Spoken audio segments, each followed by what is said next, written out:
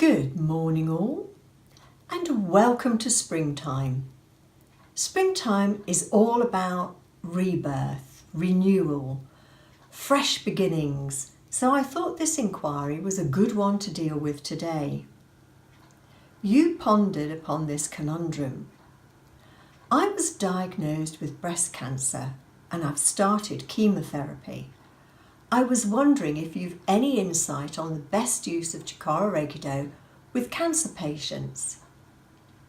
Is it better to try using Chikara-Reiki-Do on a good day or bad day? Since my energy on bad days is really bad. Is there anything different about treating a cancer patient? I contemplated this and replied, Reiki is good for everything. Yes, I did say everything. Except maybe a newly broken bone at the point of the break. This is simply because it promotes the healing to occur too quickly before the bone is set, just in case you were wondering. Should you give yourself Chikara-Reiki-Do on your bad chemo days? Yes. But only if you have the inclination and energy to do so. But wouldn't it be much nicer to have a friend or partner do it for you on such a day? I'd suggest you give yourself as many Chikara-Reiki-Do treatments as possible in between your chemo sessions when you feel more perky. I would also suggest you do lots of research online about cancer therapies too, as I actually don't believe in chemo treatments at all. Still, we must each trust our own decisions as to what will promote the deep healing required with such an illness. So, please bear with me whilst I ramble out loud for a moment. These are my opinions only, of course. First, you need to relax with a Chikara-Reiki-Do session for yourself. This will keep you emotionally balanced while overcoming the great fear that you're going to drop dead imminently. The word cancer instills a dread in people when in truth you didn't get ill with it overnight, and usually you discover it in time to change your mind and not die from it. Just remember, there is no spoon. Meaning everything is an illusion, including cancer. Your body repairs and regenerates your illusion constantly, so constantly you can regenerate healthy cells. But I want you to think back to approximately 2 years ago. Anything in the last 3 years actually, but 2 years is the best time to remember an emotional crisis. Did you have any emotional crises around that time? A death in the family, divorce, birth, unwanted house move, some trauma or drama like a job loss? 9 times out of 10, there's a preceding emotional crisis that occurred approximately 2 years previously to the cancer occurring. Remember what that was? And you've got your first clue as to why you created your cancer. Cancer is a very self-destructive disease. Something is eating away at you, but it's very well hidden beneath a lot of years of suppressing this part of yourself. And that's what it is. A part of you that has to fight to be acknowledged. It has to literally take over to be heard.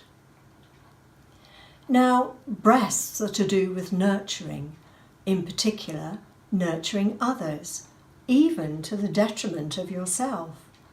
When you breastfeed a baby, the baby takes all the nourishment it needs, whether you have enough for both of you or not. Like a parasite, it will drain your body of all its goodness. And fortunately, for baby at least, you're more than happy for this to occur, for the survival of the infant. Because as a woman, it is your nature to nurture.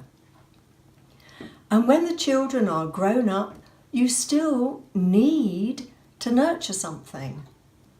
This applies even if you've no children or if you're a giving sort of a chap. So how can Chikara-Reiki-Do help?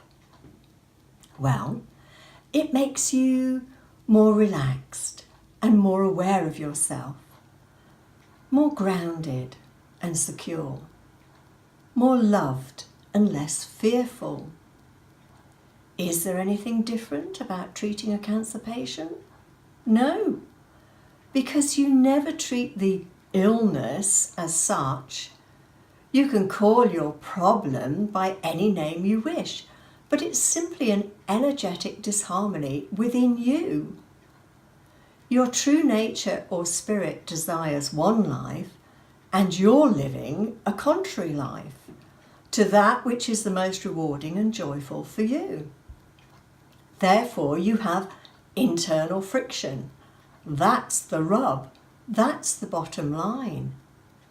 If you want a joyful, happy, healthy life, then you have to be steadfast and true to your own heart's desires. Using a very simple Chikara-Reiki-Do session every day can help you to see and acknowledge what your heart's desire is and give you the confidence to follow your dreams. Perhaps look at it like this. Life has issued you with a death threat. So to avoid the threat of death, you have to live your life to the full. To help you release the fear of death, pain, sickness, etc., plan your death now. Choose your coffin, the service. Say all the things you'd like to say to all those people who matter in your life. Write your will. Give away stuff now. Lighten up, literally, and go Zen style. Clear the clutter. Free your mind. Let go of your fear. Face your death and look it in the eye with love. For contained within one experience is also the other. Already you see how beautiful, amazing, and transient life is. There is only this moment, this now, and right now you're here still breathing and willing to give it another go. So go for it with all your passion and live your dreams. It's never too late. Ooh, and don't forget that CBD oil is very good for pain, nausea, inflammation, stimulating the appetite, radiation burns, etc. Plus, it definitely helps to keep your moods and emotions steady too. CBD and Chikara-Reiki-Do, a winning combination. Have a challenging, passionate, dramatic Chikara-Reiki-Do weekend and really feel alive.